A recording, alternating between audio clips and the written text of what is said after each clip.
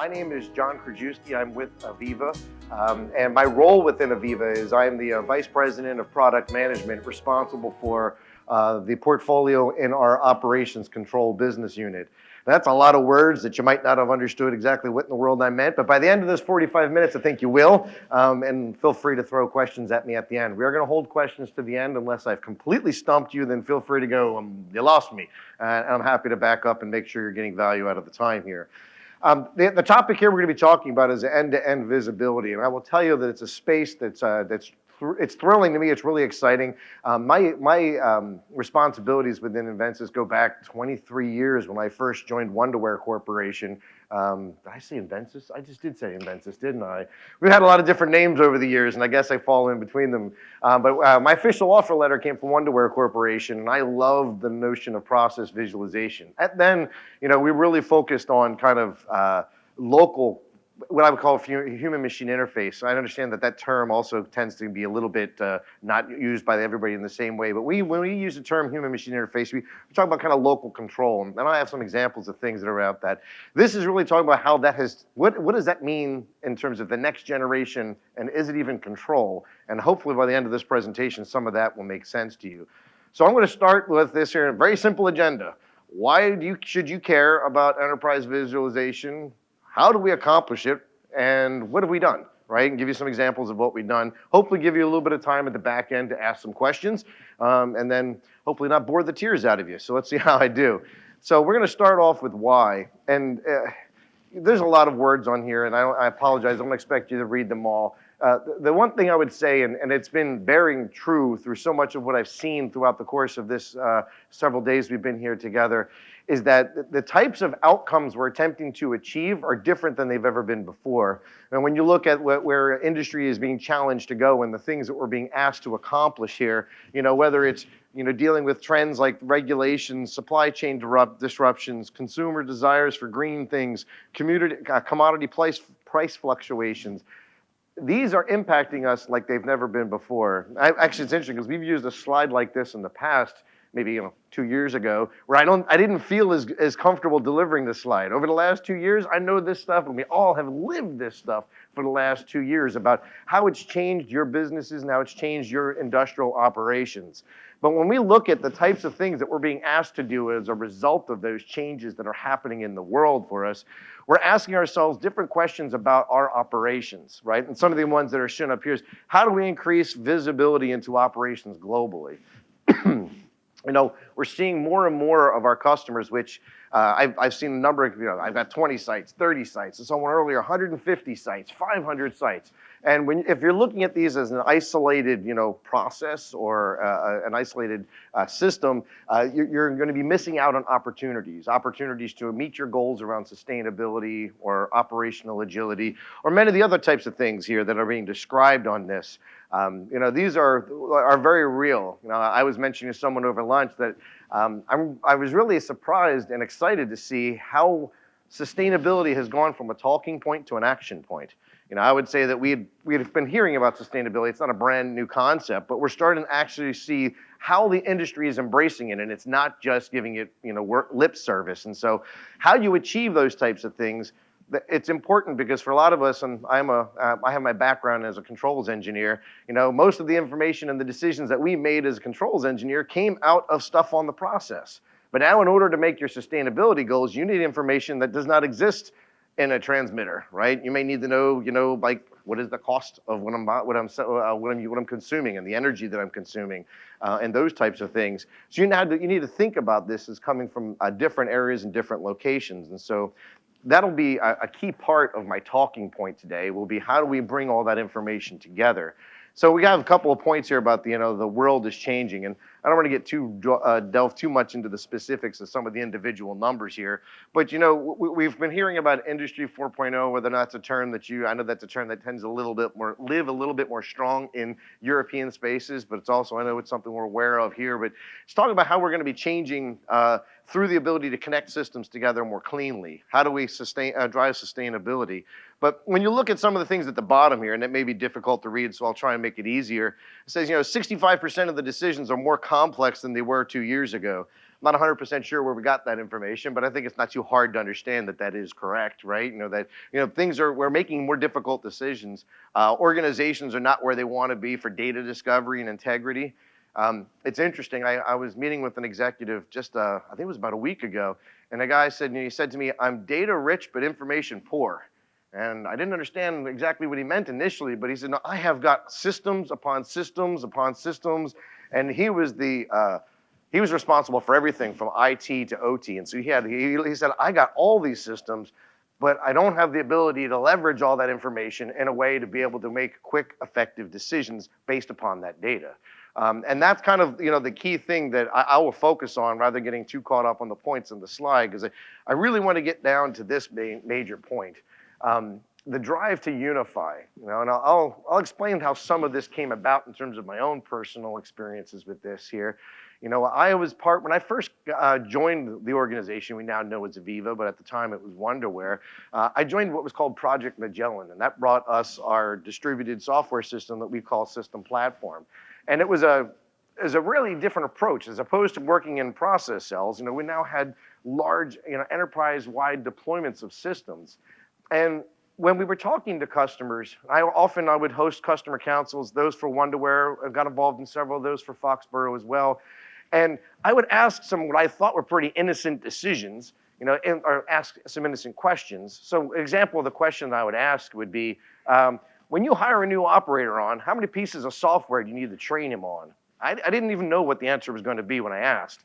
And I was surprised how quickly most of the people in the room got to numbers that really shocked me. It's like, I think it's between 15 and 20. And like everybody in the room kind of agreed it was in those numbers. And I'd asked a follow-up question. I said, well, how well are these systems integrated? Most of the people in the room laughed, right? Because they weren't. They had different departments who owned these things. That department bought this instance of this product and they use it for their decision-making processes. While it might be valuable to someone else, that wasn't their remit. Their remit was to do their job, and so that information tends not to be accessible outside of that scope. So when we talk about drive to unify, to be able to get value from your data, to go from being data rich and information poor to data rich and information rich as well, how do we unify these systems? And how do we do these to be able to collaborate? Because while we talk a lot about visualization, I often get worried because names could mislead people.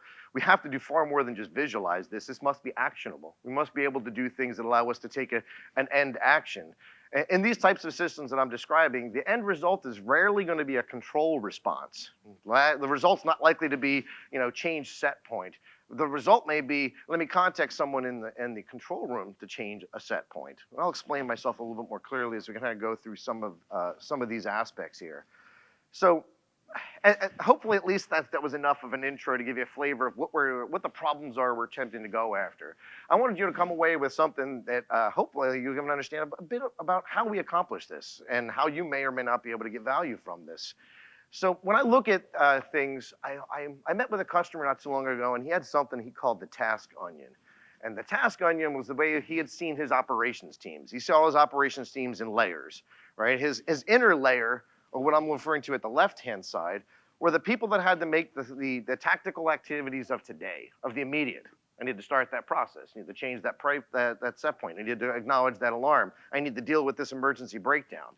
And those teams that are on the front lines, typically with the hard hats and the safety shoes, and they're the ones that actually have to deal with the immediate.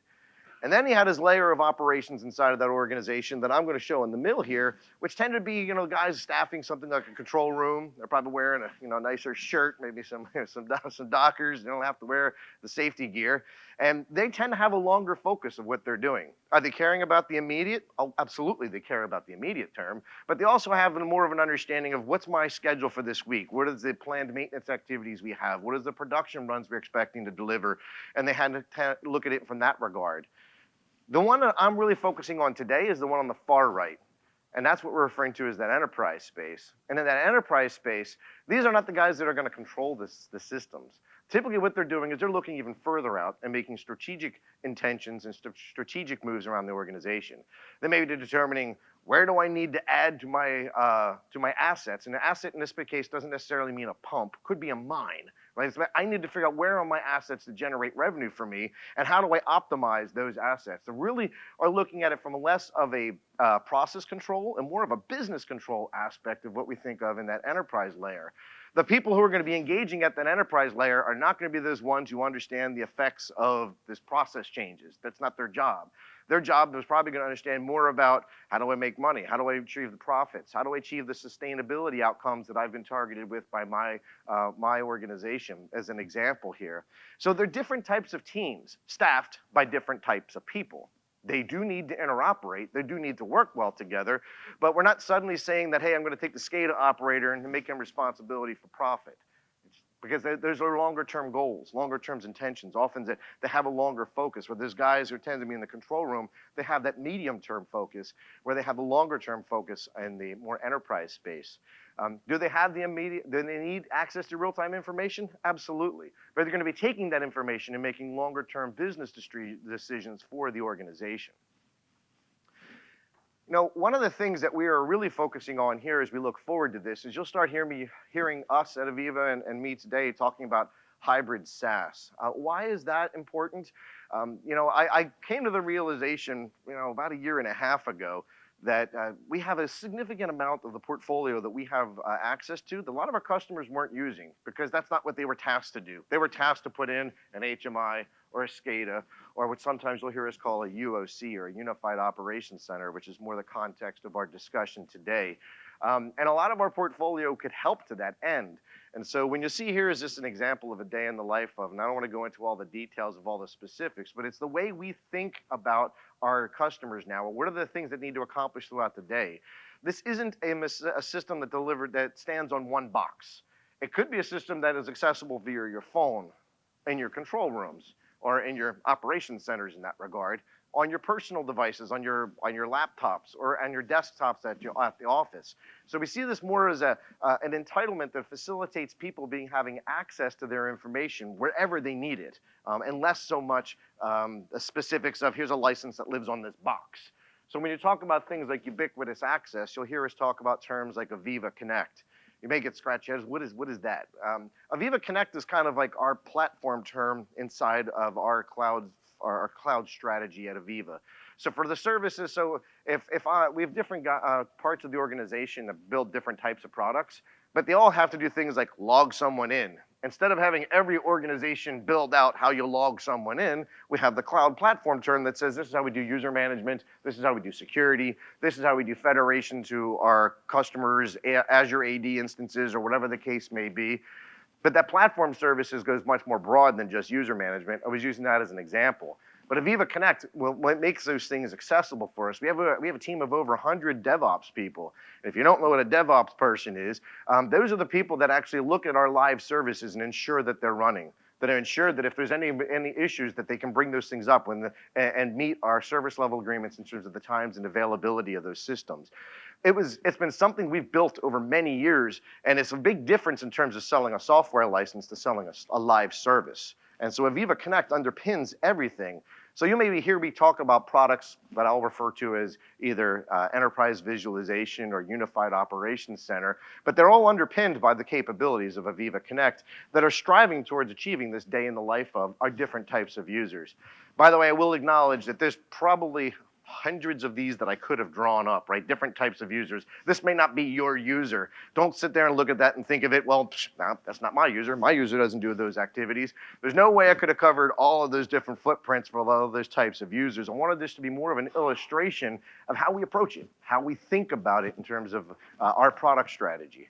So you'll hear me talk about something called AVEVA Operations Control, something we sell. And you may say, what is that? I hate to do this because it's a bit lazy, but I think it works so well, is that AVEVA Operations Control you can think of as like Microsoft Office 365. So what is Office 365? I think most of us know what that is, right? You have a set of tools that you can have on your local machine. I can use Word, I can use Excel, I can use PowerPoint on my local machine.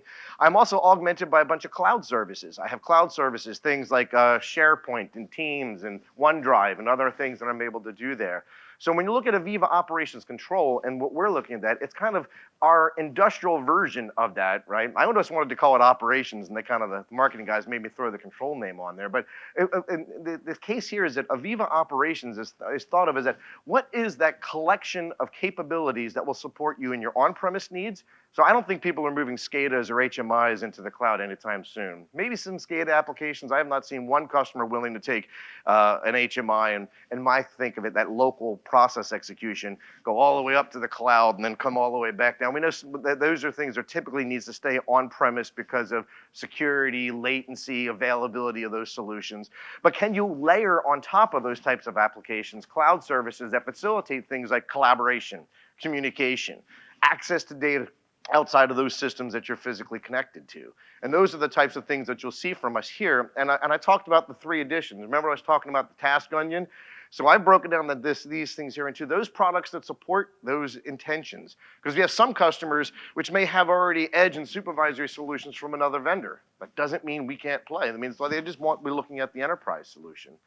The focus from us here will be today on the enterprise area, but recognize that this is a cohesive set of capabilities so that if someone is using our solutions at the HMI level, at the SCADA level, and at the enterprise level, that we'll be able to support those days in the lives of and the collaborations across those systems when it's ours or when it's third party. So something to take away from there. So you hear us talking about this as a product space here. When I kind of delve in a little bit more on that enterprise space, remember I was saying that customers were telling me often that they had 15 to 20 pieces of software they had to train someone on when they get hired. This was meant to just illustrate what are some of those 15 to 20. Other things that I think often get said, and it's not many people have a common understanding, are terms like IT and OT convergence. So I'll explain what IT and OT convergence means to me. IT and OT convergence means that, when I have that specific IT information, in this particular case, different types of stuff here, I'm dealing with like inventory, documents, training information, 3D modeling, engineering tools.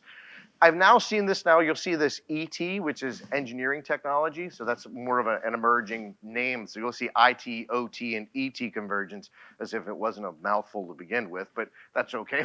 We'll stumble through it together. But when you look at these types of things, can you use them in context with the traditional stuff that sits down here in the OT? And this may be obvious to most, but I'll make sure we say it. Typically what happens is that at this red line, if this was more of an architecture diagram, this stuff sits on the process control network. This stuff sits up on the business network. Now, don't get too upset if you see one down here that says, no, that's on the business network. That's not my point. You can move them, mix and match. My point is that today, your SCADA applications typically are localized to this because there's a firewall that sits between those systems, which means, hey, look, I know that we've got a bunch of work orders to execute today. Can I see them? Nope. Network says no. You cannot see that information. So when we look at the notion of what enterprise is, that it brings down all walls. It says, what if I wanted to have access to all of this? This is often why I talk about that you have different types of people that staff in an enterprise solution. For our customers who are engaging this space, they're not just saying, hey, let's upskill our operators. They're actually bringing in subject matter experts. And another common thing we hear is that I've got a few subject matter experts I need to support an entire organization. Well, what are the tools you're going to give the subject matter experts? These are the types of tools that they're going to need at their hands to be able to support those people at the either edge or the supervisory level of your operations. So I don't want to go into this into too much detail because I'll be here all afternoon. But when we look at these things here, and let me get the animations out, the types of things we're doing, another one of those terms that I struggle with is digital twin. Because I don't assume anything. If I don't understand something to its core, then I feel confused by something. And every time I hear the word digital twin or hear it described, I was like, that's not what I thought it was. And then I hear someone else describe it, I was like, that's not what I thought it was either. So what I recognize is that digital twin actually covers a very, very broad space, right? Whether it's an artificial intelligence model, whether it's an engineering model, whether it's a virtual simulation, whether it's a data archive that's sitting on a system, basically all of that could be your digital twin. Your digital twin is probably going to differ very significantly from what your neighbors or your competitors or someone in an alternate industry is. So what we knew we had to do is we had to build a system that could connect to anything. That's ultimately what we had to step back and say, never is someone's digital twin going to be all up AVEVA. Never seen one of those. Not going to happen in my lifetime, I don't suspect. So what we had to do was build out a technology that made it as interchangeable as if you were using our pieces or not. So without going into too much here, the one thing I guess I'll make on this slide here is that we do recognize that a lot of times when we started here, this was actually the very first project we did in this space. We got pretty ambitious. Like the very first project we did was back in 2017. We did this with Abu Dhabi National Oil Company. They had 14 operating businesses. And in their case, their senior management was very upset because the information he was using to make decisions around where they were directing their business came quarterly. And the businesses were all calculating it differently. So he didn't trust the numbers he was getting. So the numbers were getting so that the input he was being able to have in terms of the direction of their business was happening we've all done PID control, or maybe most of us here have done PID control. Imagine you didn't actually, change your output but once a quarter. That's kind of where they were in terms of where they were trying to drive their business. And they wanted to have one version of the truth, right? They didn't, and I remember a story with one of the guys who was manning the system, and one of his team came in, and one of the vice presidents said, well, that number's not right. And he goes, that's my number. That's the number I'm using. That's the number the business is using. If it's not right, it's your responsibility to get it right so that we can make these decisions on time and effectively. And so we started in this space. Now, what happened is that in that case, that executive eventually said, well, I don't want to be the only one doing this. How do I get more and more people in our organization to be part of this story? So you'll see different types of users that entered. So they may have had more, this actually was in this particular customer's application, this was on in a high rise. They took an entire floor in a high rise in their corporate headquarters and they put that there. But they had, well, how do I remote this out and have this accessible to the local business units? Remember I said they had 14 business units in this particular example. How do we make it out to those business units?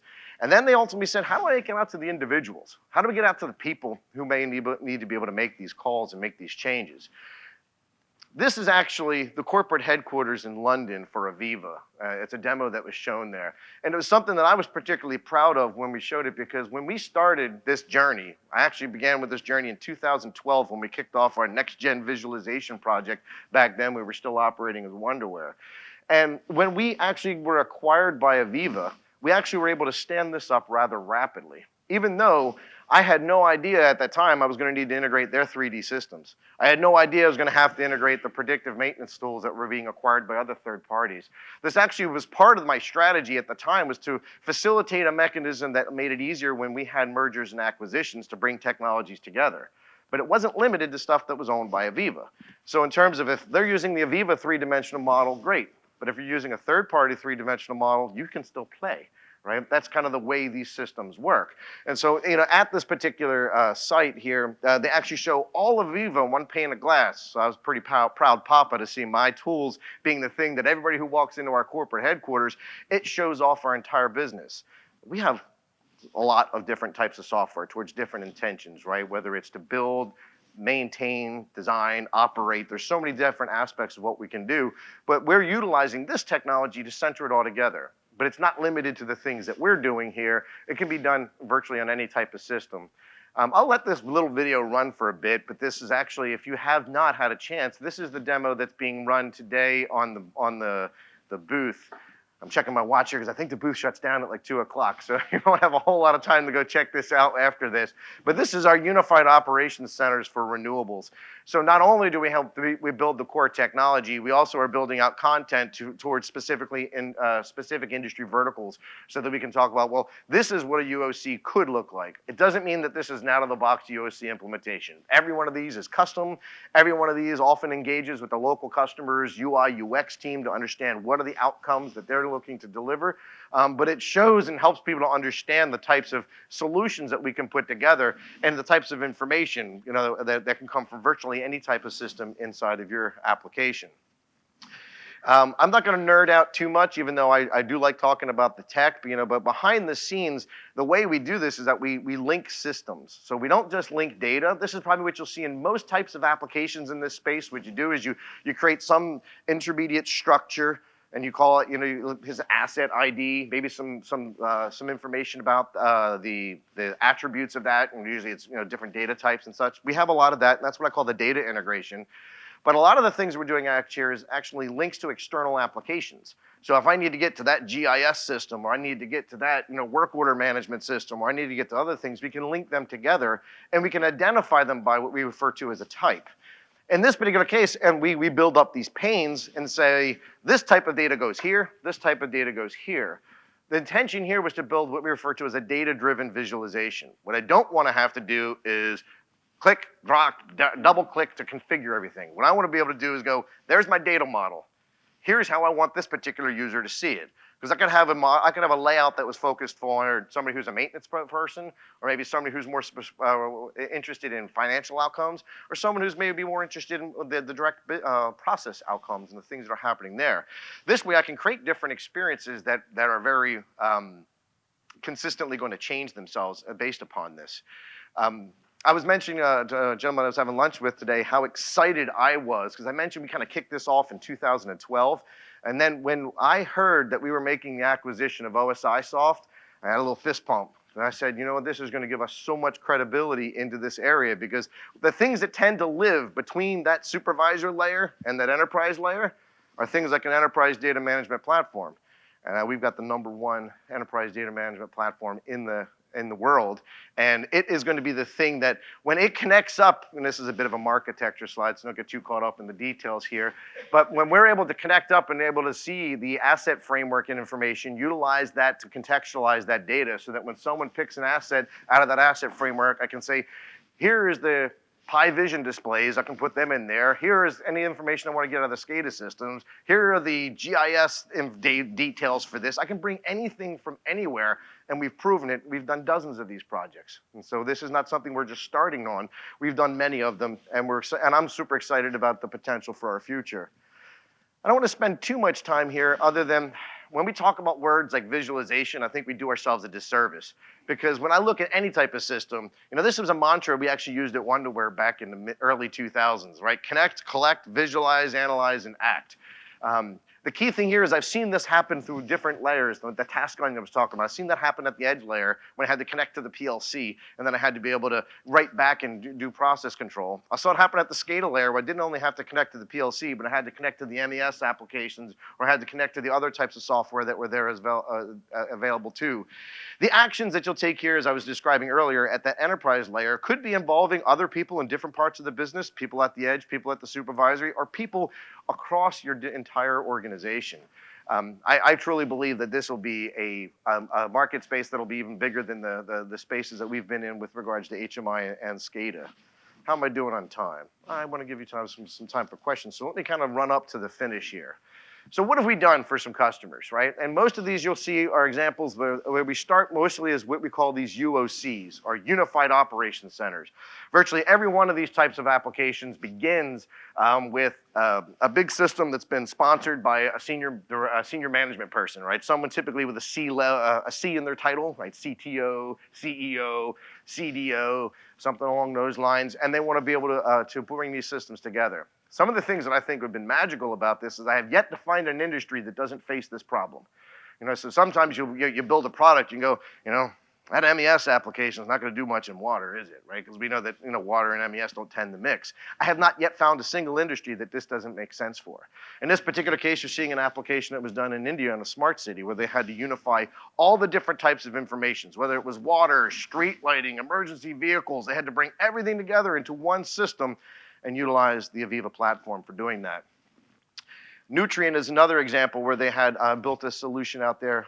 They have the operatings all around North America in this particular case, that they wanted to see all their operations in a consistent mechanism. No pretty picture of the system there, unfortunately. Sorry, wasn't allowed to use that. Saudi Aramco stood up a very big unified operations system. This one actually is similar to what I've heard in a lot of other sessions. We did this during the pandemic, during the lockdown, and we actually supported the execution of this remotely. And so a lot of the guys that built the system have never actually seen it in person. They've only kind of seen it on screens and Zooms and things like that. So we had to change the way we execute these types of projects. ADNOC, I mentioned this was the first one we went after. I was a little ambitious. I was like, can't we start a little easier? So we went after this one and we crushed it. And we proved it to ourselves that this is something not only that we can execute with the technology we had built, but it was going to bring extreme amounts of value. And I know this number of early savings of 80 million, I think that was after the first quarter that they had put this thing into place, that they were able to measure the amount of benefit that they had achieved within inside their organization. Water. I mentioned MES doesn't really apply in water, but enterprise visualization does. In this particular case, Gwinnett County has, and how many of this? They have over 5 production plants. You're seeing a picture of one of them on the screen there. And they want to make decisions. It's interesting because in the water business, that's where I started about a lot of years ago. I started in the water industry, and it used to just be fill the clear well, right? Fill the clear well, keep the waste tank low. That was kind of the focus. But now a lot of times, if someone's managing an entire network, they may say, what's the demand on the network? Where can I put supply onto that network? Where can I do it most effectively? When I operate this plant, can I put that demand on at a cheaper price than I can do it at this plant? We're making different decisions. We're not just saying fill the clear well. We're making different decisions about how we operate that business in real time using these types of solutions. So hopefully, I said when I walked in here and I gave it a quick agenda, I'm going to talk about why I think you need to do it, how we're approaching it, and what we've done. So I think we've accomplished our task here now, and I don't want to spend too much time repeating myself, but I truly believe that this is something that's agnostic to industry, that I would be surprised if there weren't at least half of this room recognizing that you had these issues yourselves. Maybe some people in this room have gone after them to address some of these problems in other ways, and I certainly would like to hear some of that as well, not necessarily all of it right now. So I know that we're going to be done in about 10 or 15 minutes or so. I wanted to leave ample time for questions, comments, feedback. So with that, the floor is yours. Anybody have any comments or questions you'd like to offer up? There is a microphone that's going to be rolling around here, and so if you have anything you want to throw your hand up there, we'll get the microphone to you. Compliments are also readily accepted. And if you're feeling like a shy bunch, it's like, damn, that dude talks fast, that's okay, I don't bite. Yeah, I'll ask a quick question for you. Jack Stout with Wood. When you see these demo systems like you have here, I mean, they make great images. I've seen these things. We've used some of these things also with some of our own clients.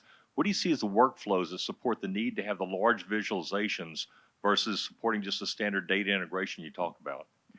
Well, what I would say here is that, and I've heard this actually done through a couple of the customer presentations, is that if you just give it to somebody and say, hey, look, you need to have the data integrations, but you need to figure out how to pull information through APIs, and most people resist, right? Because you're typical, if you got 10,000 people in an organization, you want to have access to the data, how many of those can effectively pull data through an API? You really want to start building those experiences from a UI UX perspective that tailor to their intentions and their outcomes. I won't tell you that those big screens are doing all that in all those cases, but that's how we've seen how these projects tend to engage, where we tend to work a lot on those UI UX, because it's not so much infrastructure we're delivering, it's actual end value, right? It's not just because most of the, actually not most, but I would say about a third of the systems that we're building on here, we worked with customers that had already pushed data to a data lake, and then we're like, the data's available, do stuff. Right? And so we were helping them do stuff, right? That was kind of what we did there. Great question. Anybody else got anything you want to get off your chest? One more over here.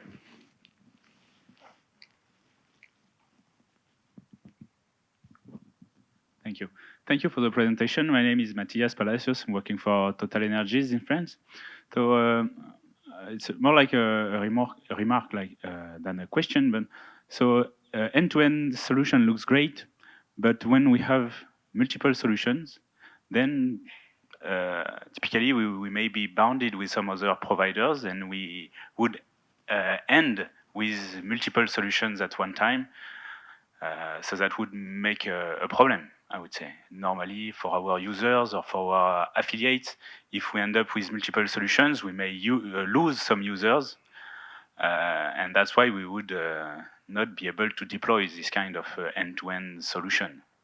This is a problem we may face. Well, I think I follow your question, but I'd like to, or your comment or your remark there, but I'd like to ask a little bit of a clarifier. So in this particular case, you say you would end up with multiple solutions. Is it because multiple departments implementing different initiatives, or is it in the case that you have concerns that this would not be working with some other tool? I've got vendor X's tool, and we don't think we can plug it into this. What is your concern?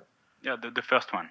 It means that we, for example, we have a software to monitor our assets. We have a software to retrieve the data. We have another software to store the data, and some other dashboarding solutions. Sure. What you propose is some kind of solution that englobes everything. So right? It doesn't replace them. I'll give an example. For many of the customers we've started with this, their first attempt was to use Power BI. Right? I'm going to stake all this stuff up into Azure, and I'm going to use Power BI to get that data out. And they had recognized, well, there's certain things that don't work. I can't put a camera feed into Power BI. How do I make this work? But they may have established a large number of dashboards in Power BI. I can show the Power BI dashboards as some of the contextual information that's coming here. I can show information that's coming from virtually any other system. We have not yet seen a system we couldn't connect into this. So. Okay. Okay. Great question, though. We have one more question up front. How are we doing on time? We're good.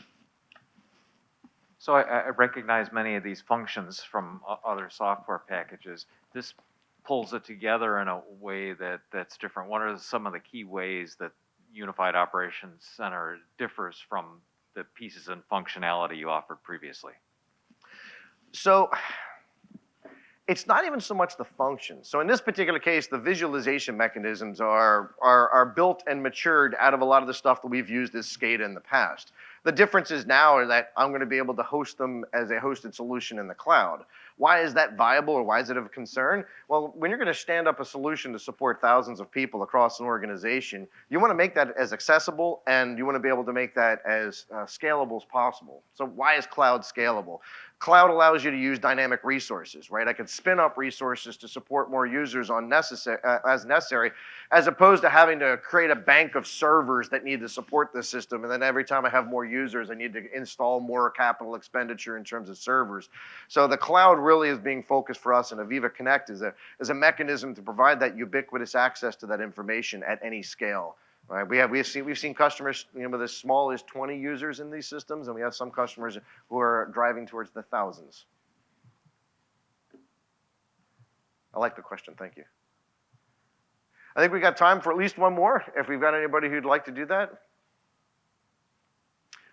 right there.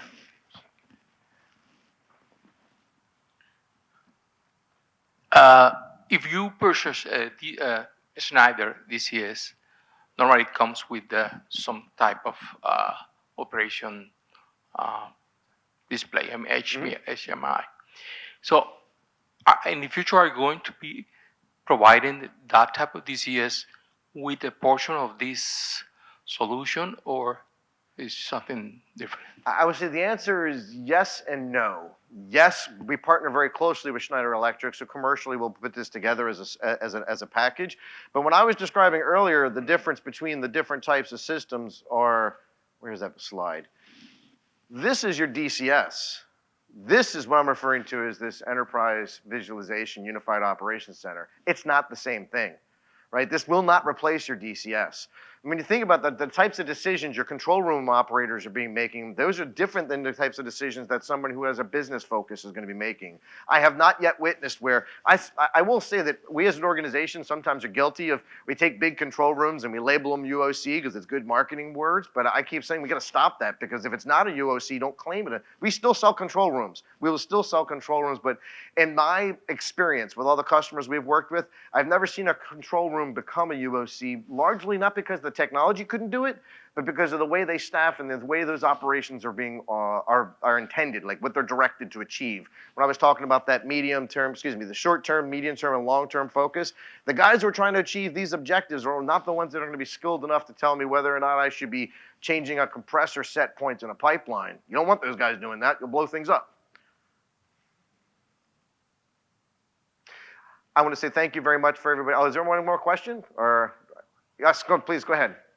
Yes, I wanted to know more about the support model. Is the support model on the, I would say, more on the right side of the applications, the same support model used on the typical kind of HMI development? Are those two support models currently combined in the company? Is that kind of the model? Or those are two different distinctive skill sets currently in the AVEVA side? So I'm not completely sure I understand your question. So when you look at it, we have our Customer First program, which is our support commercial model, right? And so are all these available with Customer First? Yes, we have Customer First, which goes in multiple tiers, Standard, Premium, and Elite. Are these available in Standard, Premium, and Elite? Yes.